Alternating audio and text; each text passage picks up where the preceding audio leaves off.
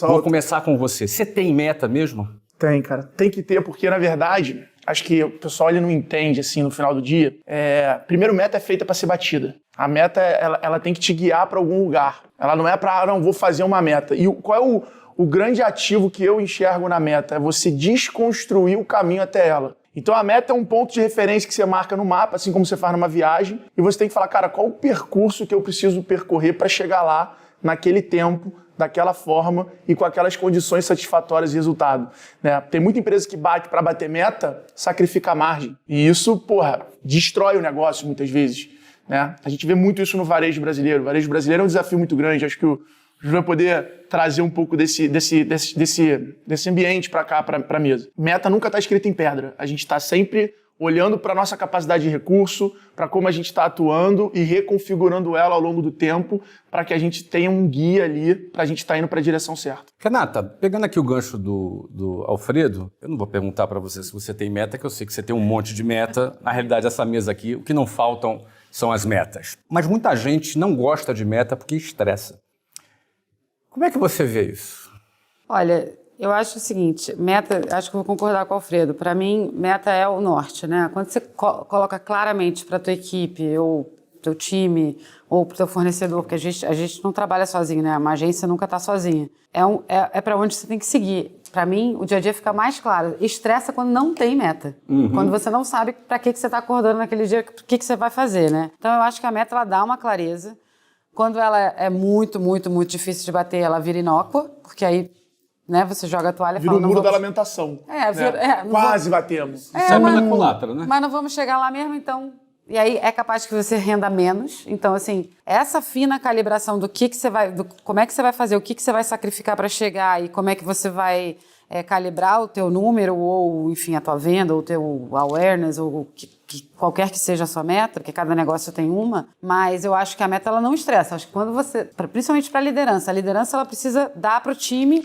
Cara, gente, a gente precisa fazer isso. Para fazer isso, a gente tem que chegar nesse estágio. Daqui a 3 meses a gente vai estar num lugar, daqui a 6 meses a gente vai estar no outro, daqui no 9, no final do ano, a ideia é essa.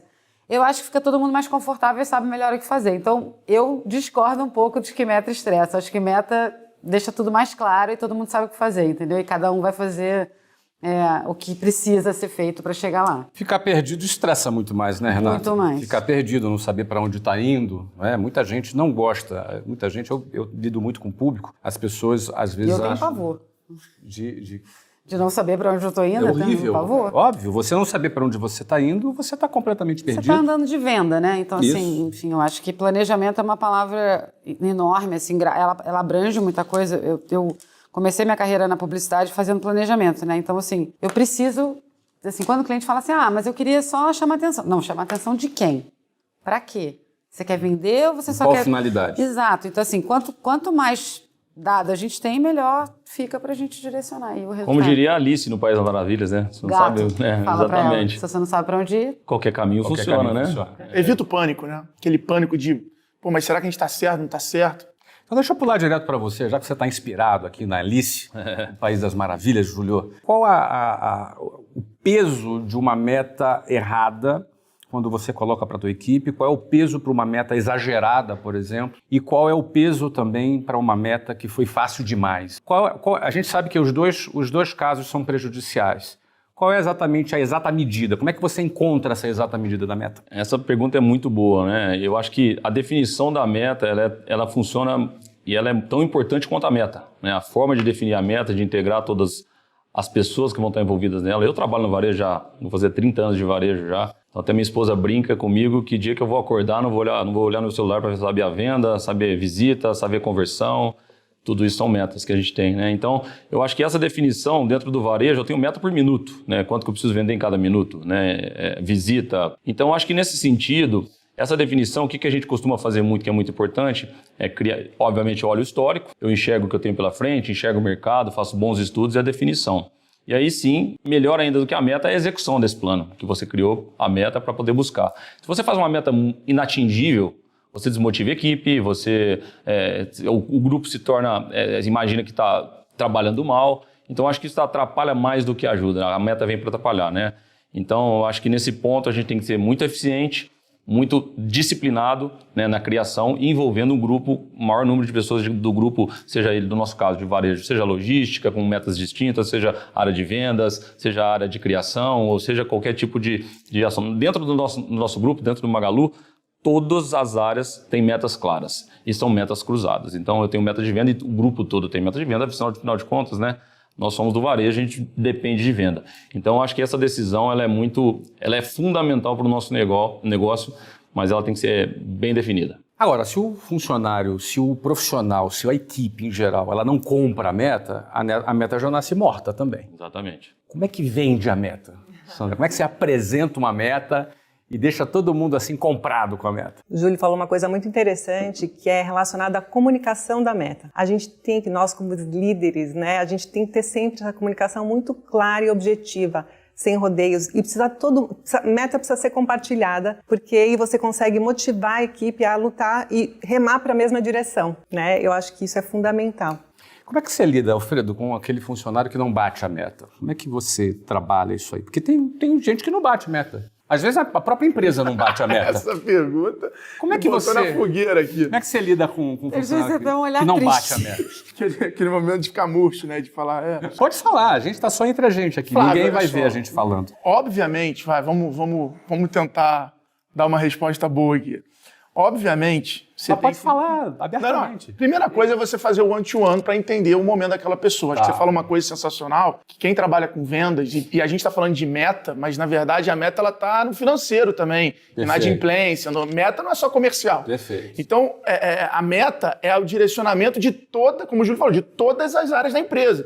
Pô, a área de podcast tem uma meta de gravar X episódios em tanto tempo, editar o mínimo possível, tudo isso vai virando meta. Então, conforme a sua empresa cresce, você sofistica a meta, você vai atribuindo mais missões ali tangíveis para aquela ação que você está fazendo. Cara, o primeiro passo para uma pessoa que não bate a meta é você, obviamente, ter uma gestão curta, né? Ou seja, você ir acompanhando aquela... Eu sei que a Renata não vai bater a meta dela. Então Não, a Renata não. Usa outro exemplo. Outro nome, a Renata bate meta. o Carlos aqui, ó. O Carlos aqui, imaginário. O Carlos isso, aqui Renata, que chegou deixa agora. que eu te defendo aqui. Sobrou pra mim. O Carlos aqui que chegou agora, pô, ele não tá indo bem. Então, eu sei que ele não tá indo bem. Os indicadores mostram que ele não vai bater a meta, né? O forecast apresenta isso. E aí, cara, é o one-to-one para você entender. Muitas vezes é 1 a 1. Vamos ajudar uma a galera. Conversa 1 a 1, aonde você não vai ficar falando o que ele tem que fazer. Você vai mais perguntar do que falar. Perfeito. Esse é o conceito de one-to-one. Você vai perguntar. Fala, cara, tá tudo bem na tua casa? Você tá bem com a sua esposa? E aí você vai ver, é um fator externo que tá fazendo ele não performar ou é um fator da empresa de falta de recurso? E aí, normalmente, você vai renovar a esperança daquela relação ali naquela conversa, Perfeito. vai traçar um novo plano, e aí, se a pessoa não bater, né, não tem muito jeito, né? Aí é como o Primo Rico diz, né? Sem cortar o cafezinho, nesse caso, cortando o vendedor, que não bate meta, é uma pessoa. Eu acho que só para contribuir, eu acho Vamos que nesse lá. ponto também, que eu acho, Alfredo, eu concordo muito, mas eu acho que a meta, você pode definir meta diária, eu tenho uma meta de hoje, uma meta do mês, uma meta da semana, uma meta semestral, uma meta daqui 5 anos, até metas pessoais. Mas esse ponto, eu acho que o ajuste, claro, existem pessoas e pessoas, né? Tem pessoas que querem fazer, tem aquela que resolveu porque não quer fazer, aí não vai fazer sentido dentro do negócio. Mas aquela que quer, eu acho que esse direcionamento da meta, e eu já vi isso muito acontecer, podem ser alguns ajustes, né? O caminho é esse, putz, mas eu não preciso esperar terminar, sei lá, minha meta do mês para eu ver que eu não vou bater a meta. Eu já consigo enxergar isso no meio do caminho, seja qualquer a meta for. Você quer perder peso, uma meta individual. Vou começar segunda-feira. Tem uma meta de perder 5 quilos. Segunda você não começou, opa, já tem um problema. Na terça eu tenho que fazer 5. Vou complementar o exemplo que você deu, que eu acho perfeito. Cara, eu vivo essa guerra com a balança. A melhor maneira de emagrecer é se pesar todo dia, bicho. Exato. Você criou Ou seja, método. quanto meta mais diária. eu tenho a meta diária, a métrica, né? E a métrica é esse derivado, cara, mais eu vou entender, pô, eu tô indo bem, não tô indo bem, e ontem... E aí você vai conseguindo equilibrar. Então vamos fazer o seguinte, em vez da gente falar quando o cara bate meta, quando não bate, eu vou voltar nesse assunto, tá? Depois, o cara que bate, o cara que não bate, eu vou voltar nesse assunto. Mas vamos dar um passo atrás. Como é que a gente mede a meta? Porque daí a gente entra no caso aqui apresentado pelo Júlio, que você tem a meta semanal, uma meta mensal, ou seja, às vezes ele não bateu a semanal, mas ele pode recuperar na mensal, enfim. Vamos falar sobre métrica. Como é que vocês medem as metas de vocês nas empresas de vocês? É medido por semana, por dia, por mês, por ano? Todas as respostas anteriores? Olha, Acho que começa com a depende Renata. muito. Como é que é lá na Todas as Macan? respostas Como é que vocês anteriores. medem a meta de você? Olha, eu vou até contribuir aqui, porque como eu sou fornecedora, né, de grandes marcas, eu não só sou comprometida com a meta da Macan, mas sou comprometida com a meta dos anunciantes que a gente trabalha. Perfeito, interessante. Então, por exemplo, eu vou medir uma pessoa que trabalha na minha equipe se tá tudo bem com o cliente que ela está atendendo. Então, se a Sandra fala para mim que ela precisa ter um recorde de engajamento e fazer uma super promoção, provavelmente essa pessoa, esse time que está trabalhando nisso, ele vai ser medido pela meta da Sandra. Então, eu preciso também, eu sou engajada não só na minha meta como empresa, mas na meta do meu anunciante. Porque se eu precisar vender, sei lá, bater download, enfim, qualquer coisa das marcas, a gente tem várias camadas de meta. Uma meta individual, que não necessariamente ela é pessoal. Por exemplo, se aprimorar no inglês ou se aprimorar... A gente tem uma série de cursos internos que a gente promove. Então, a gente... Tem metas qualitativas. Tem metas qualitativas, aí tem meta de gestão, tem meta financeira e tem a meta que você se comprometeu com o seu cliente. Eu não consigo hoje ter sucesso se o meu cliente não faz sucesso. Perfeito. Então, além de eu ter as minhas metas com, enfim, né, com a matriz de Nova York, com... Enfim, as metas financeiras da empresa, eu preciso entender se os meus clientes estão... Eu tenho uma série de Então, coisas... isso acontece do ponto de vista temporal diário, semanal, mensal, anual? A gente tem uma reunião semanal que a gente entende o que está acontecendo para justamente prever isso. Isso aqui vai cair do caminhão, porque Perfeito. do jeito que está indo, a gente vai ajustando a rota e as pessoas são medidas a cada, enfim, 3 meses. Mais importante, posso contribuir ficar à vontade, também? Júlio. Mais importante, Flávio, eu acho que aqui dentro da meta, o objetivo ele tem que estar muito claro. Se o objetivo ele não está super claro nessa definição da meta, ela pode sair um pouco torta. E eu não falo nem de vendas. Vendas é mais simples você definir a meta. Não estou falando que é fácil fazer meta, né? Não. Mas, por exemplo, no caso do e-commerce, a gente tem um e-commerce muito parrudo. No caso do e-commerce, nós temos uma meta, por exemplo, que é prazo de entrega. Prazo de entrega, ele é muito delicado e ele ajuda muito a conversão. Tem gente que prefere comprar, até paga um pouco mais caro para receber mais rápido. Então a gente desafia. Mas se o meu pessoal lá nos depósitos, que ficam no Brasil todo, lá do Nordeste, por exemplo, lá de Vitória, no Espírito Santo, se eles não operarem muito rápido essa coleta do produto, o picking, para entregar, eu não vou conseguir fazer meu prazo de entrega aqui. Então, o objetivo é claro, eu preciso melhorar meu prazo de entrega. Eu tenho que entregar aqui em São Paulo, em um dia. Então, definindo esse objetivo que eu preciso ter entrega mais rápida, aí eu consigo definir minhas metas. Você vai desdobrar todas as metas de todos os pares. Todos. E diariamente eu consigo acompanhar isso. Como eu falei para vocês, eu tenho venda hoje meta por minuto. Então é difícil, mas eu consigo ajustar. Ô, Júlio, mas uma meta não é batida por uma pessoa só, né? Isso que eu acho que todo, eu acho que é uma grupo. coisa que você Exatamente. falou que eu acho que é super importante a gente entender, que tem meta que é coletiva e se todo mundo não remar, não vai. Né? Então, eu acho que tem que cuidar também para essa meta ser entendida por aquele time, todo mundo tem aquela meta e cada um fazer uma parte daquela meta, né? E as empresas são multifacetadas, né? A gente tem várias áreas e cada área precisa ter suas métricas, seus indicadores. No caso do varejo, tem essa coisa mais acelerada, a gente precisa acompanhar hora a hora, dia a dia, minuto a minuto. Você tem um franqueado também, né? Então, tem esse lado. Eu tenho também o e-commerce, eu tenho a franquia, eu tenho o canal de multimarcas, eu tenho vários canais de venda, mas além desses canais de vendas, onde a meta é uma coisa muito importante, que a gente tem que estar acompanhando assim, meio que na unha, no minuto, a gente tem outras metas mais macro. E essas, sim, não precisam ser acompanhadas tão intensamente, né? Por exemplo, e sabe uma coisa também, Flávio? Meta tem muito a ver com cultura. Com a cultura da sua empresa. Hoje em dia a gente tem muitas startups, né, que tem uma cultura de gerar caixa e não tem uma cultura de resultado, de lucro, de de queimar margem. a caixa, na realidade. De queimar a caixa. Queimar a isso. caixa, isso. E assim, uma empresa tradicional, mais tradicional como a minha, isso é inadmissível. Então, quando entra alguém na empresa, seja na área comercial, qualquer outra área que isso não é uma realidade, né, que vem de uma startup, acontece um choque cultural. Perfeito. E aí acaba não rolando, assim, porque... O próprio sistema expulsa, né? O sistema expulsa. Eu vou até aproveitar que você deu o exemplo da startup, que esse indivíduo que está aqui sentado na minha frente veio da startup. Uma startup super bem sucedida, que abriu capital, a Vetex. Essa diferença da cultura da startup, do growth, e não está muito atento à geração de caixa, trabalhando com dinheiro de investidor. Hoje eu sei que você está num projeto que tem outras características, um projeto de educação. Como é que é essa transição de cultura? Cara, como é que você trabalha isso? A minha história é muito engraçada, porque a X-Tech, que foi a empresa que eu fundei e vendi para a Vetex, Perfeito. ela era bootstrap. Então, era uma empresa que eu precisava criar dinheiro, né? Deixa eu só explicar para o pessoal, bootstrap. Explica para o pessoal o que é bootstrap. Bootstrap é a empresa sem investidor. Sem investidor. Que Cara, a maioria dos brasileiros faz pelo Brasil. Raiz. Que é raiz, exatamente. Isso. E era um desafio muito grande, porque eu fiz um SaaS numa época, 10 anos atrás, que não era tão comum como é hoje, vender assinatura, e era R$50 por mês. E o meu CAC era 300, né? Meu custo de aquisição de cliente. Então eu falava assim, cara, meu ciclo de venda é 60 dias. Quando o cara começa a pagar, paga 50. E eu, para adquirir o cara, gastei 300. 8 meses para empatar. Eu preciso criar dinheiro, né? E aí eu comecei a entender para vender para marketplace. Eu comecei a falar, vamos dividir o CAC, galera. Então eu tive que me virar, e aí eu aprendi esse growth criativo, né?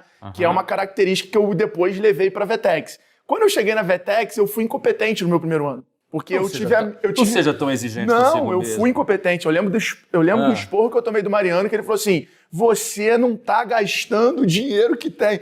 Aí eu falei assim, porra, isso eu nunca esperei ouvir de ninguém. De alguém? Eu Não tá nunca eu cumprindo a esperei meta. ouvir. Essa bronca eu Você não tem que arrumar o que fazer com esse dinheiro. Aí foi quando eu me juntei com o Nardon, com o Thales, que eu fui perguntar para outras pessoas que viviam essa realidade, né, de venture capital, de ter o dinheiro e falar, cara, não tô aí pro teu caixa, quero ver teu crescimento, o número de usuário. Eu falei, cara, como é que é isso? Aí o Nardon, na época, tava fazendo isso na Rappi. Então ele tava gastando 10 milhões por mês. Eu falei, mano, eu não sei aonde alocar. E aí eu aprendi essa questão de alocação, de você conseguir planejar e por aí vai. Mas eu acho que o mercado, no momento, ele mudou. E essa consciência de você fazer o negócio, como a Sandra falou, pensando no retorno, entendendo não só o quanto te custou adquirir, mas o quanto você vai conseguir criar de valor ao longo de um ano com esse cara, né? O LTV, o Lifetime Value. Esse tipo de métrica, cara, hoje você pega uma startup pequena, com ou sem investimento, você consegue ter o teu negócio muito mais na mão. E eu acho que o Brasil, fazendo uma análise, porque a Vetex está em 45 países, fazendo uma análise, cara, o Brasil amadureceu da pandemia para cá, em termos de gestão, muito, né? E obviamente... Mas também muito porque secou o capital, né? Evaporou o capital. Ele não está nem mais ali. Nem está mais ali. Ele evaporou. Você tinha muita liquidez no mundo e todo mundo não estava muito preocupado com gestão. Quando falta o capital, meu irmão, ou tu vai ter gestão... Um banco nem senta com a empresa que hoje não está breakivada, pelo menos, o investidor ele não quer nem ouvir falar. A gente estava agora lá na Brasil Tech, Nova York, cara, outro mundo, sem previsões de uma mudança de conceito. Mas o que ele acabou de dizer confirma exatamente o que você estava dizendo da cultura da startup, e aí eu volto para você concluir. Isso. Não, e voltando para as métricas, né? O Alfredo falou do Lifetime Value, que é um outro indicador. Do Lifetime Value, nós estamos falando do tempo médio que um cliente fica na sua empresa. Então, você que está assistindo aí, quanto tempo, em média, um cliente fica na sua empresa? Esse é o chamado LTV. Mas é isso, são indicadores diferentes para áreas diferentes, muitas vezes de uma mesma empresa, né? O Júlio estava falando de vendas por minuto, o Alfredo falou de um outro indicador que é o Lifetime Value, e eu na franquia tenho que medir peças por atendimento. Então, tem uma diversidade de indicadores que a gente deve acompanhar e deve ter sempre um ritmo e um rito para acompanhamento dessas metas, para não acontecer o que muitas vezes acontece nas empresas, de, em vez de dar um feedback para um colaborador que não bateu uma meta, é você ter que fazer uma exumação. Pô, tá bem lá no dia 7, você não bateu a meta tal, aí no dia 14 não sei o quê, você acaba tendo que dissecar o corpo, né? E não fazer um acompanhamento diário, um one-on-one, onde você consegue acompanhar as diversas fases aí do período de tempo que você tem que fazer essa medição. E você colocou aqui, Sandra, que você tem vários canais. Você tem franquia, você tem o e-commerce, você tem, enfim, os vários canais que você vende o seu produto. E cada canal tem, às vezes, uma linguagem diferente, um ritmo diferente. Especificamente sobre franquia, é o seu maior canal? É o meu maior canal. Especificamente com o franqueado. Como é que você trabalha a meta do franqueado? Porque seu franqueado não é teu funcionário. Não é? Na realidade, a meta é a meta dele. E você busca ajudá-lo a cumprir a meta dele. Como é que é essa dinâmica? Eu procuro fornecer diversas ferramentas. A gente constrói essa meta juntos. Né? A gente tem consultores de campo que auxiliam ele não só na parte de gestão do próprio negócio, mas também nessa parte de definir o que é o ideal para o negócio dele, para ele ter um payback mais rápido, para ele conseguir extrair assim, o que ele puder extrair daquele negócio dele. E ele, como você falou, ele não é meu funcionário, ele é meu sócio.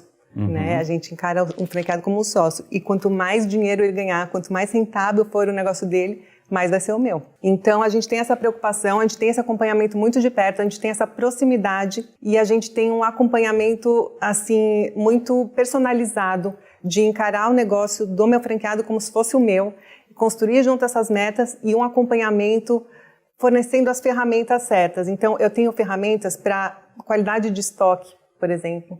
Isso é uma coisa determinante no sucesso de uma operação de varejo. Métricas, lógico, de vendas diárias, de produção de conteúdo, de quem faz o marketing local bem feito, mostrar que dá resultado, troca de boas práticas também, uma coisa que funciona muito. Olha, teu vizinho aqui, essa loja aqui do lado, fez um trabalho muito bacana, aumentou as vendas em tantos %. Vamos fazer igual? E aí você vai mudando a meta, vai aumentando a régua para o franqueado poder ter uma maior rentabilidade.